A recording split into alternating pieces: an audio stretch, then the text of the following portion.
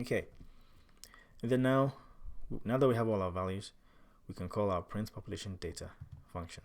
Okay, so I'm going to call print population data. The print population data needs our average annual change in population, which we have here. So I'm going to pass it to it. Next thing it needs is our greatest increase in population year, which you have here. So I'm going to pass it to it.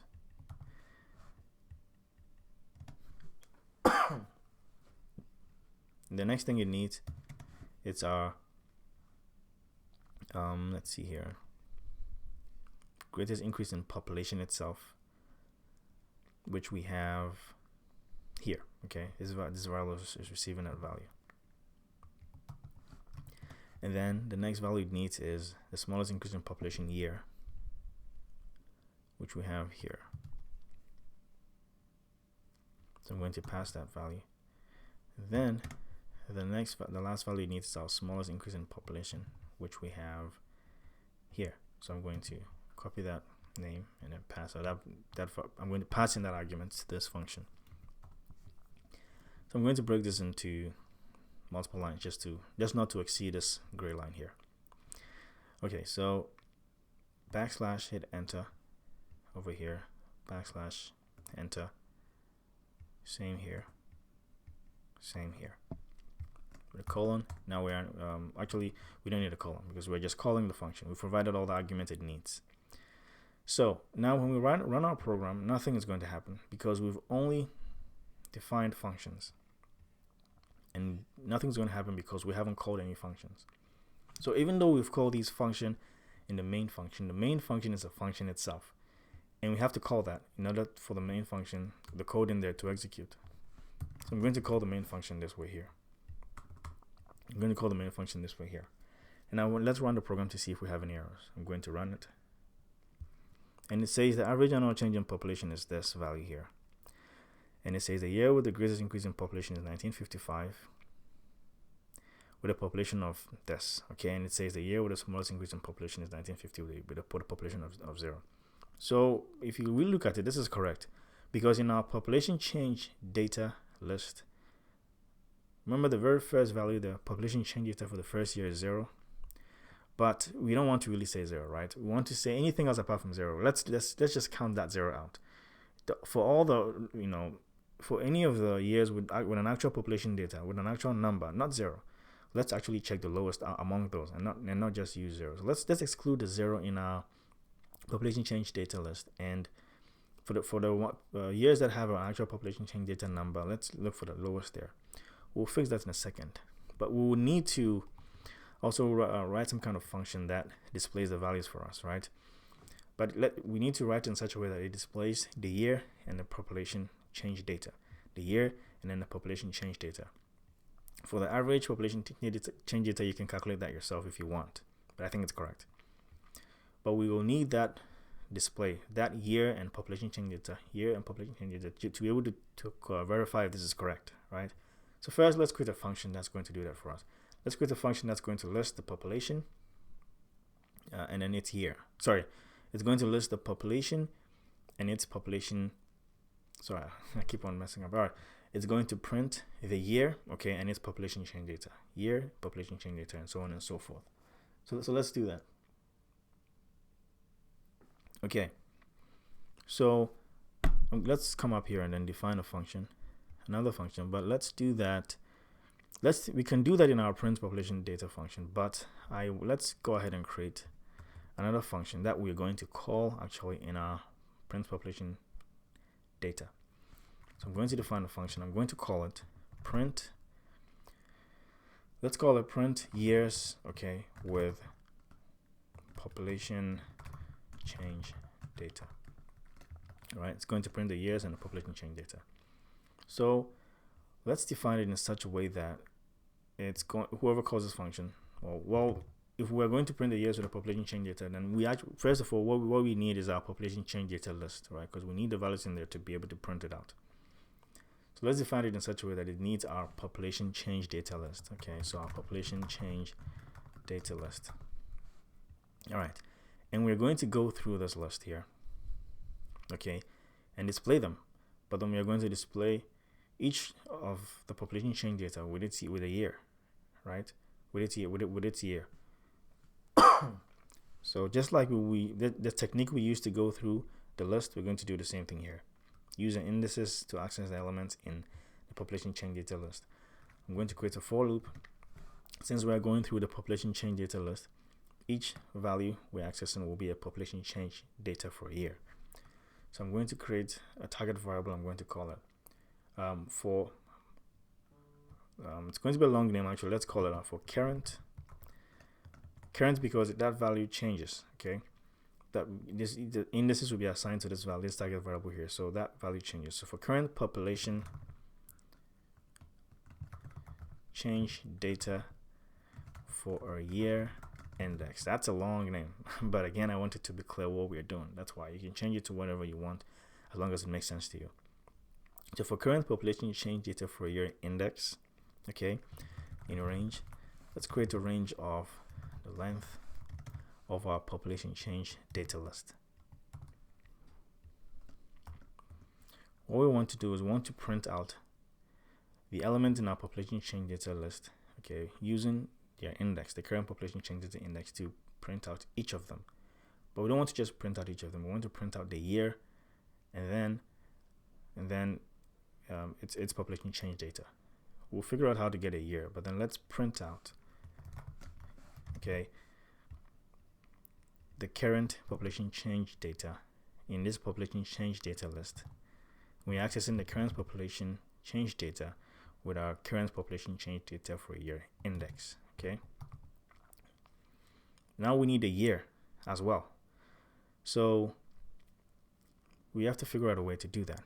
All right, so if we have an index of 0, if we are referring to the, let's say this loop starts and then our current population change data for a year index is 0, that 0 index value is representing the index for the first population change data in our population change data list, right?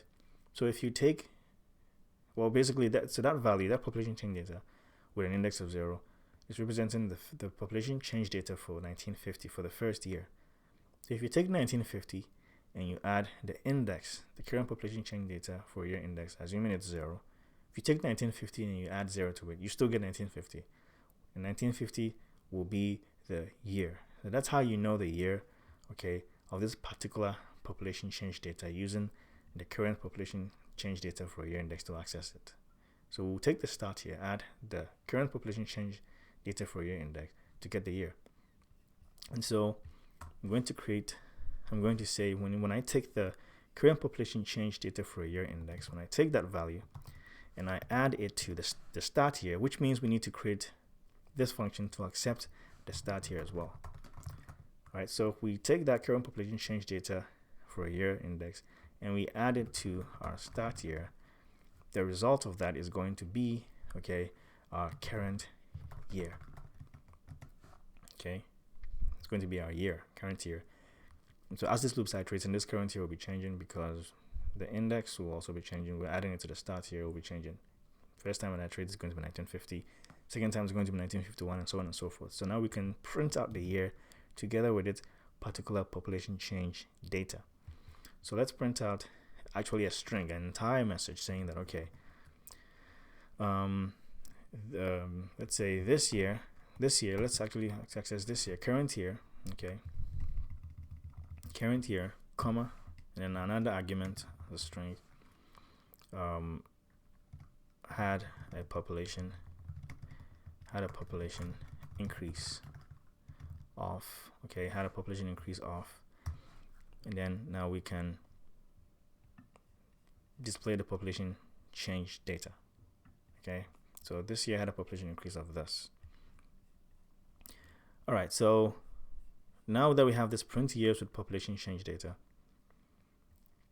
okay, we can call this function in our print population data itself. Okay, so we have this function. Let's call it here in our print population data. Before it prints out the average and all this data, let's call the print years with population change data function. Now the functions are available to each other, so you can call them this way. So let's call this function.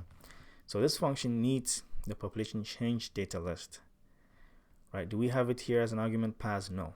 So I'm going to define it as an argument that has to be passed. So I'm going to define it as I'm going to define it as a parameter, which means that you have to pass in that argument when this function is called. So we'll need our population change data list. I'm going to create a parameter with the same name, population change data list, which means that over here when we called our population print population data, we also need to pass in our population change data list. We need to pass in that list.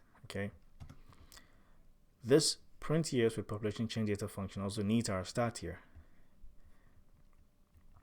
But before we work on that, it needs our population change data list, which we have here as an argument passed. So I'm going to, this is going to be an argument passed when this function is called, but over here we define it as a parameter. So when it's passed, we're going to use whatever value that was passed in place of this.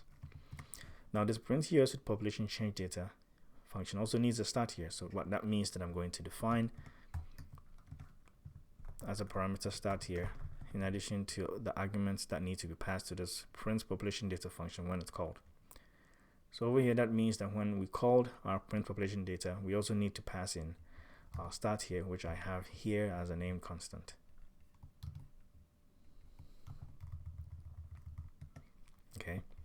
So if we have it passed, then we'll have it stored in place of start here. So I'm going to pass it here and start here. And then now this function will work properly. So let's break this line into two. I'm going to break it somewhere around here, type in / hit enter. Now we're fine, but let's just keep it consistent. So I'm going to type in / hit enter here, just so they're all in line. Also here, we're exceeding the line here, so I'm going to break it somewhere around here, type in the / hit enter. So over here, type in the / hit enter. Now, there's one thing I wanted to talk about. Over here also, we need to break this line into two, so let's do that. Type in the / hit enter, still exceeding. Type in the / here, hit enter.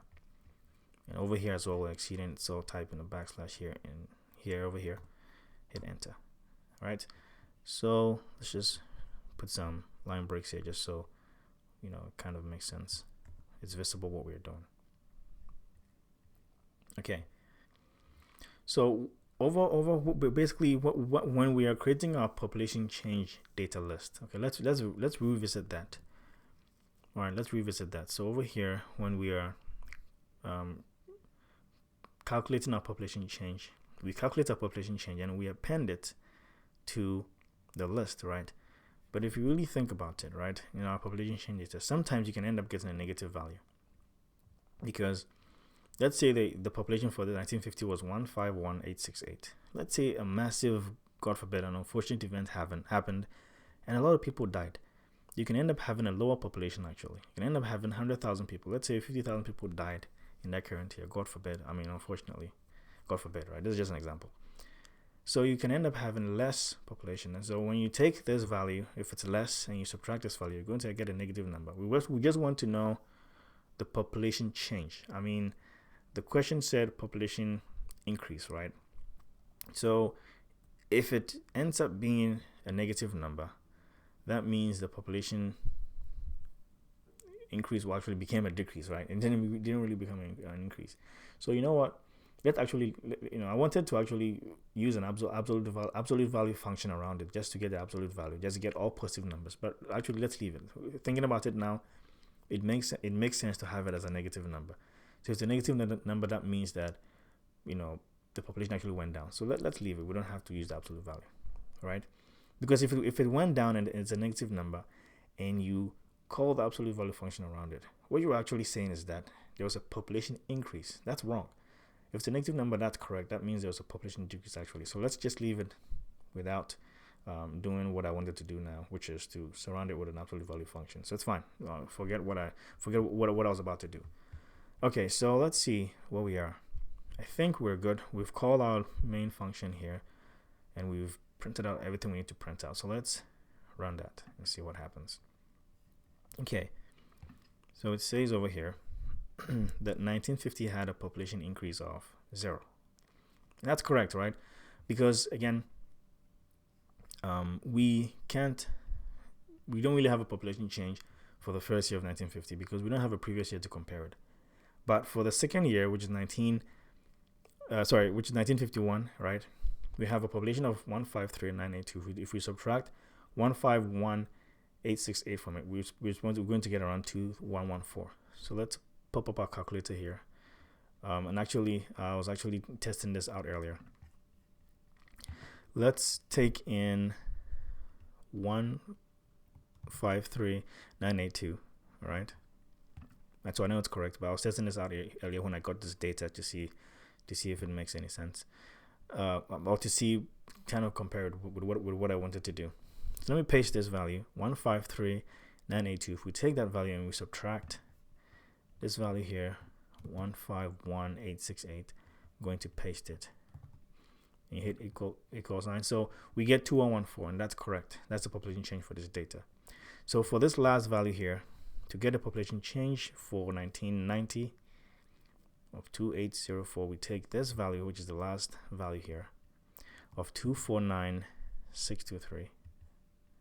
So 249,623. When you subtract the population of the previous year, which is 246,819. What did I subtract? Let me just do it again. We take 249,623,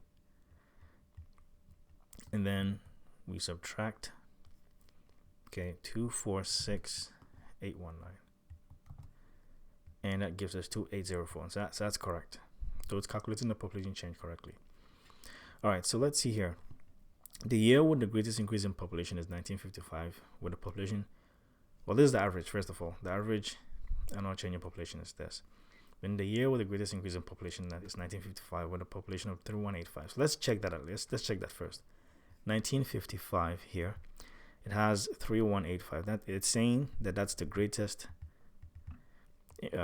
increase in population. So let's look through and see if there's any other population change, greater than this. So far 3185 is what holds. There's nothing greater than 3185, and so this program is correct. I mean, it's calculating it correctly.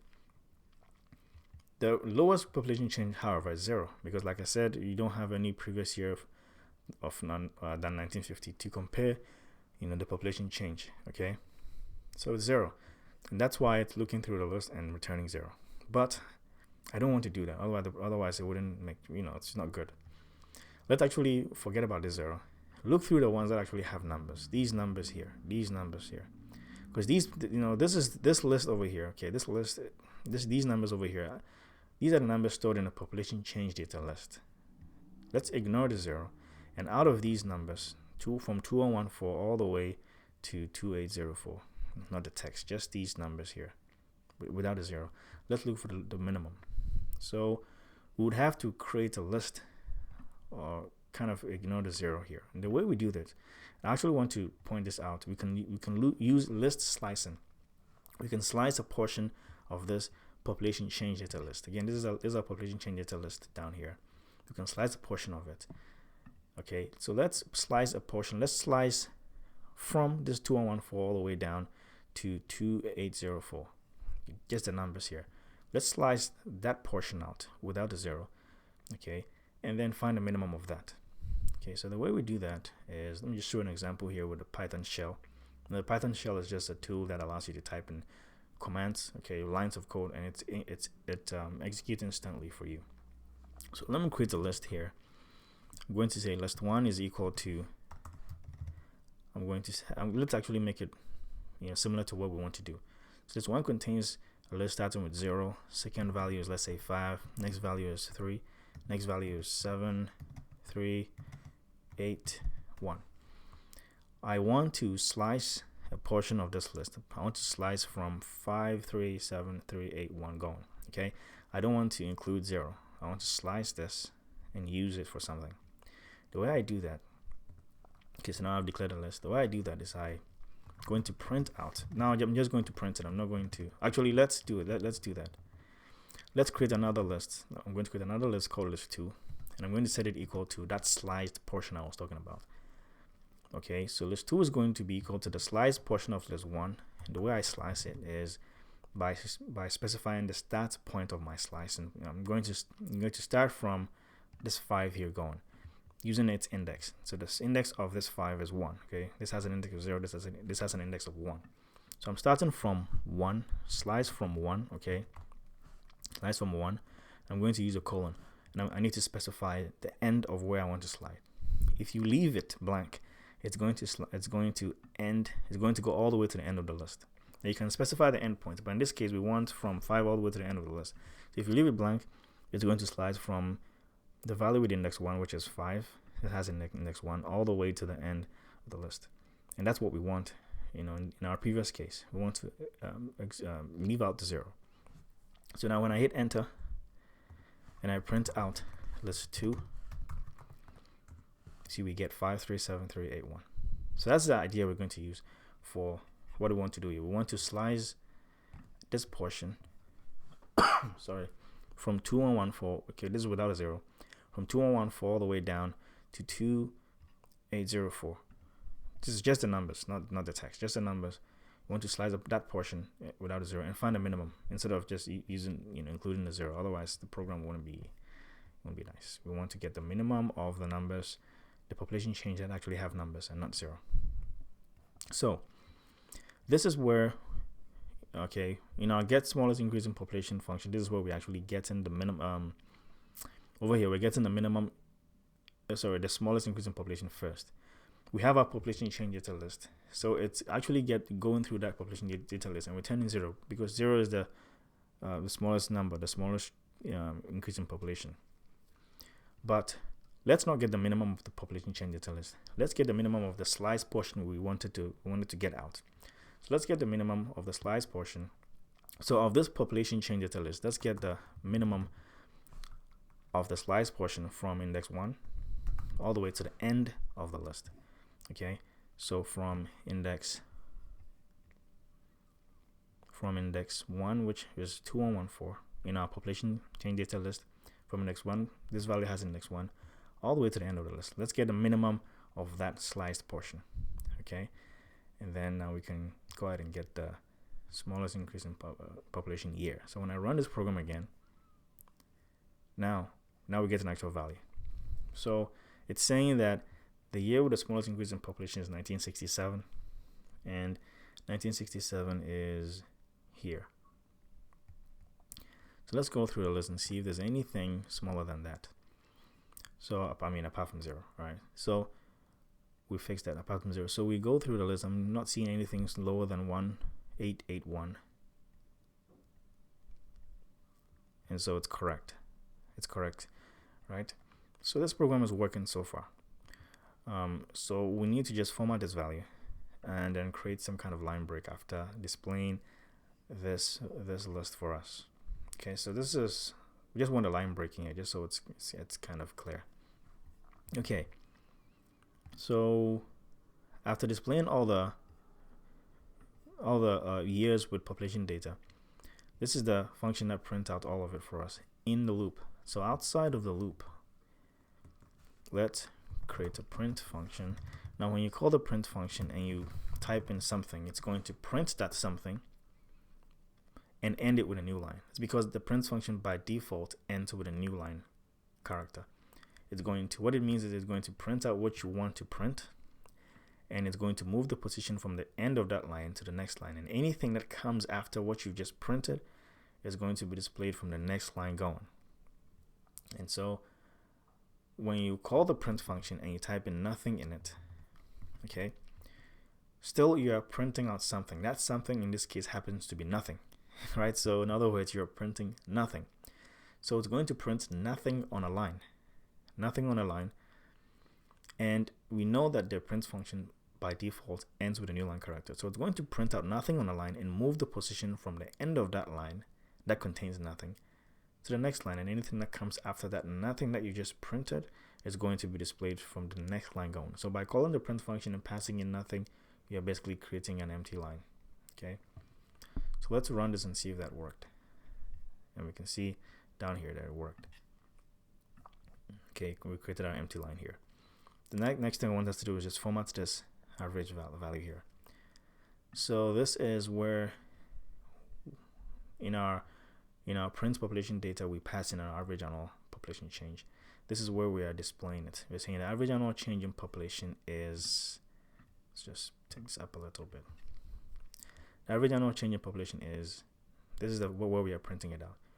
So the string function is converting this value to a string, but let's remove that str function. Let's remove it. I'm going to remove it in the parentheses as well. And then I'm going to surround it rather with a format function. Now the format function returns a string. When it's done formatting that value, it returns a string. So in this case, you'll be concatenating a string here to the string that is returned from the format function. So that's fine. The format function takes in a couple of arguments. It takes in what you want to format. In this case, what we want to format is average annual change in population. And the next argument it needs is how you want it formatted. You need to specify that. Okay, you need to write how you want to format it in double quotations in a format string. Okay, in double quotations, and in that format string you embed format specifiers in there. Okay, so I'm going to specify how I want it formatted. I want this value formatted as a floating point value. So first I'm going to type in the conversion character. I'm going to type in F, that stands for a floating point value. I want this value formatted to 2 decimal places, so I'm going to specify the precision before the conversion character. So I'm going to type in 0.2 to represent 2 decimal places. If I wanted to format it to 3 decimal places, I'll do 0.3, but because I wanted to format it to 2 decimal places, I'm doing 0.2. You specify the precision before the type, the conversion character, and then we are done. So when I run this program again, you can see this value has been formatted to 2 decimal places as a floating point value. So I think we're done. So if you have the actual population data, use that file, and the program will still work perfectly. It will work the same the way we did it. It's going to find all these values. We've actually found everything that the question is asking for. It says we should display the average annual change in population, which we just did. We found the year with the greatest increase in population and the year with the smallest increase in population. We found this is apart from 0, of course. So this is how I understood the question. Maybe it means something else, I'm not too sure, but this is how I understood it. But even if it's not asking this exactly, just try to take whatever you can take from this and modify it in your program to however you understand the question. I think we covered certain concepts that you can apply in your program that to help you be able to finish your project or this particular assignment or work. Okay, so if you have any questions, as always, please comment down below and I'll do everything to respond to them. Thank you very much for watching. Take care of yourselves, and I'll see you next time with the next program. Have a nice day, have a nice time, have a good night, have a sound sleep, and I'll see you next time with the next program. All right then, bye bye.